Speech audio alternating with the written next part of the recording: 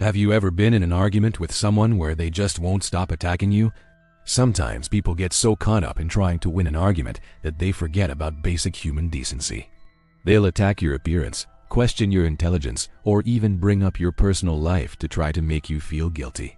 If this sounds like something you've experienced before, then keep watching, because today we're going to help you identify 7 types of personal attacks. Number 1. Name-calling.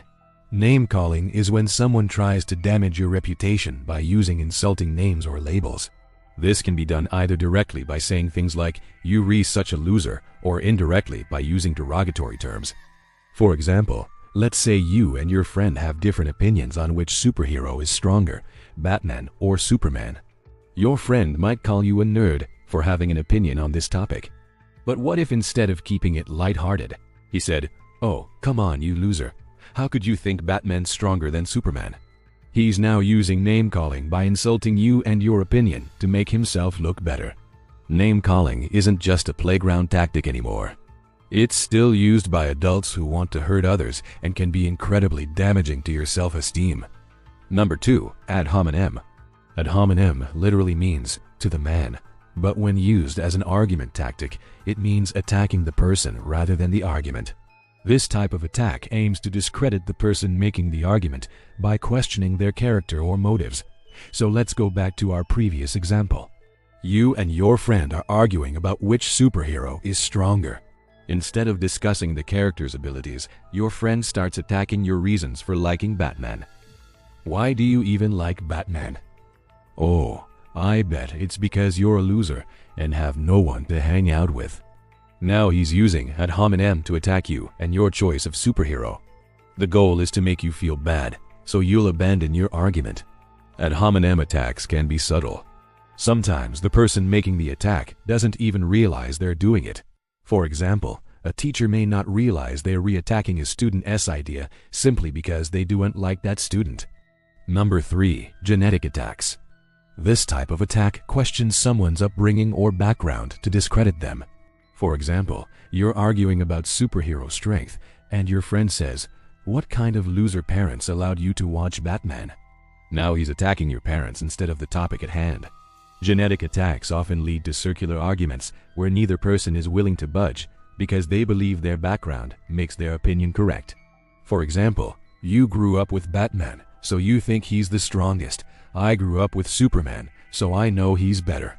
Even if it's true that these characters were a big part of both your lives, using that as evidence of their superiority isn't a valid argument. Number 4. Appeal to emotion. An appeal to emotion is when someone tries to use your feelings against you to make you question your position.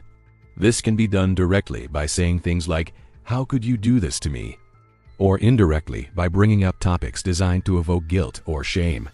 Going back to our original example, your friend might ask, "Do you really think Batman's stronger than Superman? How could you say that after everything Superman has done for you?" By implying that supporting Superman is the right thing to do, your friend is trying to make you question your opinion because it goes against what you know is right. Appealing to emotion can also involve guilt by association. Let's say your friend brought up an old embarrassing story about you. Now you're trying to argue that it shouldn't be held against you. But your friend keeps saying, "Everyone you know thinks it's funny, so why don't you think it's funny?" They trying to make you change your mind based on what other people think rather than your own opinion. Number 5. False dilemma. A false dilemma, also known as a false dichotomy, presents two options as if they're the only possibilities when in reality there are more. This type of attack is an attempt to force you into choosing one position over another when neither option is ideal. Returning to our initial example, let's say your friend is trying to convince you that Batman is actually stronger than Superman. They may state, "If you don't think Batman's stronger, then you must be a Superman fan." Now you're being forced to choose between two options when in reality, you can think that both characters are strong and just have different abilities. You don't have to pick one or the other. False dilemmas are often used in debates to prevent the other person from presenting alternative solutions or ideas. They're left with only the options given, which may not accurately reflect their true position. Number 6. Red herring. A red herring is when someone brings up irrelevant information to distract you from the main topic. This can be done intentionally to confuse you or as a way to avoid the real issue. In our example, let's say you and your friend are talking about who would win in a fight, Batman or Superman. Your friend suddenly changes the subject by saying, "What do you think about Wonder Woman?" While Wonder Woman is a great superhero, she's not relevant to this conversation. Your friend is bringing up a red herring to divert attention away from the original topic. This can be frustrating when someone keeps changing the subject, but it's important to stay focused and bring the conversation back to the main point if that's what you want. And finally, number 7, straw man. A straw man fallacy occurs when someone misrepresents your argument to make it easier to attack. This can involve twisting your words or exaggerating your position to make it seem unreasonable. Imagine you and your friend are debating whether Batman or Superman is stronger. You argue that Batman's intelligence and strategic thinking make him a formidable opponent.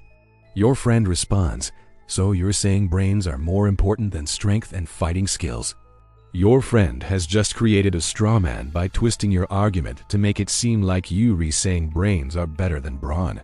Now they can attack this distorted version of your argument, which is much easier to refute than your actual position. Straw man attacks are often used to make the attacker look smarter or more reasonable, but they don't actually address the original argument. Did you recognize any of these behaviors in yourself or others? Let us know in the comments below. Being aware of these 7 types of personal attacks is the first step towards protecting yourself against them. If you notice someone using these tactics, try to focus on the facts and calmly restate your position. Don't let others manipulate you or make you feel guilty for your opinions or beliefs. Remember, it's okay to disagree without being disagreeable. If you enjoyed this video, please like and share it with your friends. We'd appreciate if you could leave a comment below with some topics that you'd like us to cover in future videos. And don't forget to subscribe so you never miss out on our latest content. Thanks for watching. Have a great day and see you next time.